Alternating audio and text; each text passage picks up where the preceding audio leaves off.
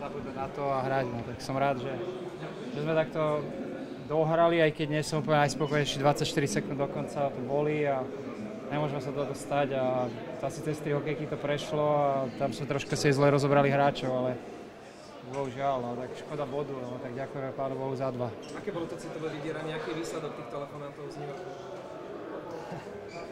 Ja sa nechce o tom hovoriť, sú to aj súkromné veci, takže nemôžem všetko hovoriť a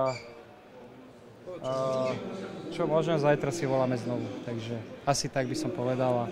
Ako je to veľmi ťažká situácia, fakt mám toho dosť, priznám sa.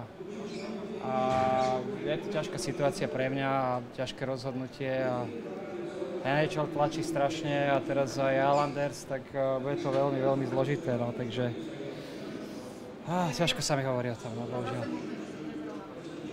Ja neviem, nechcem nič hovoriť, neviem, uvidím. Mali sme 5 backov, takže dobre som sa cítil, nebolo to také zlé, ale tak väčšinou som priestorovo hral a šetril som energiu, takže. Tak bohužiaľ aj to hokej, na to som tu.